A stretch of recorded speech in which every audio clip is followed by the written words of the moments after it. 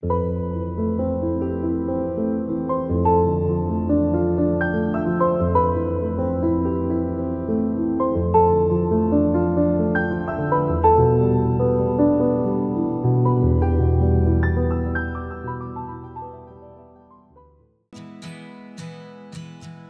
Briat, je suis un des experts de la foire de Chatou et je voulais par cette occasion vous faire part d'une trouvaille que j'ai faite et surtout de parler d'un artiste, Jean Paul, qui a été l'un des plus grands expressionnistes avec Soutine dans les années 20 en France. Et le hasard a bien fait les choses, c'est-à-dire que notre ami Patrick Offenstadt, qui est l'expert, le président du comité de Jean Paul, reconnu mondialement pour ses compétences dans l'impressionnisme et le post-impressionnisme. Et là, en tant que président du comité de Jean Paul, Patrick, qui va certainement nous informer et nous faire découvrir ce merveilleux artiste qu'est Jean Paul. Je suis surtout grand amateur de Jean Paul, collectionneur, et je l'ai connu tout petit, vu qu'il était l'ami de mes parents.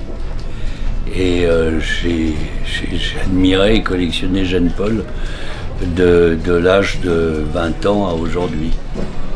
Et Marc a trouvé un beau petit crayolore des années 60-70 où il y a toute cette invention picturale de Jean Paul, parce qu'il a inventé un trait dans les années 60-70 qui n'est pas du tout expressionniste, mais qui est vraiment son trait. Et c'est une invention, c'est Jean Paul qui a inventé ça. Et là, dans ce merveilleux petit dessin, il y a toute la vie des années 60. Il y a le bar tabac, le vin, le café, les cyclistes, Marc. Il y a tout, quoi. Il y a tout le trait de Jean Paul et toute la vie de la banlieue. Et la couleur est très bien mise. C'est un petit dessin, mais qui est très réussi. Voilà, il a dû mettre du cœur à le faire, et surtout il a inventé quelque chose. J'y pense tous les jours. Tous les jours. Figure-toi que j'avais 7 piges, moi. J'avais déjà l'angoisse du néant. Alors j'appelais ma vieille, je dis « Moi, je veux pas mourir !» Alors elle me calmait, puis ça se passait. Ça m'a duré jusqu'à l'âge de 53 ans, ce truc-là. Mais c'est ce qui m'a donné conscience, tu comprends, d'exister et de... Moi, quand j'ai une journée qui arrive, je dis il faut qu'elle soit pour moi. Parce que demain, je sais pas si je serai encore là. Tu comprends, je me considère comme un éphémère. Il y a des mecs qui s'installent, ils pensent à la retraite, l'avenir. Moi, j'ai pas d'avenir, puis j'ai pas de passé non plus. J'ai que le présent qui compte. Et avant, bien entendu, c'était dans les années 25, 23, 29, il a été expressionniste en même temps que les grands, après les expressionnistes allemands. Donc c'est vraiment quelqu'un qui a marqué l'histoire de l'art. Il a peint de nombreux chefs-d'œuvre dans ces années-là.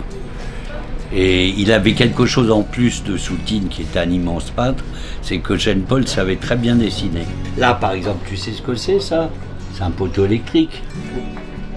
Faut le lire, hein. Ouais, mais t'as raison, le comparatif avec l'Asie, c'est une écriture compliquée à déchiffrer. Hein. C'est un nuage, ça aussi. Ça, c'est la fumée, bien sûr. Et les deux vélos, ils sont marrants. Eh bien, nous l'avons déniché chez une consoeur marchande qui expose de jolis petits tableaux à la foire de Chatou.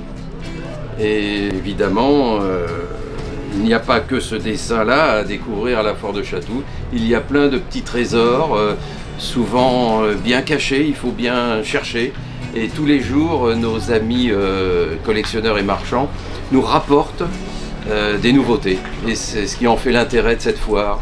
C'est une foire où on a vraiment envie de se promener, de regarder tout ce fouillis où on trouve des petits trésors. De tout d'ailleurs, pas uniquement des tableaux, des dessins, des meubles, des objets. C'est une foire qui elle vieillit pas. Et on a passé un bon moment, et en plus Marc a fait cette petite trouvaille que je trouve sympathique comme tout, quoi. Avec ce petit train là, vous voyez. C'est des trains à charbon, hein.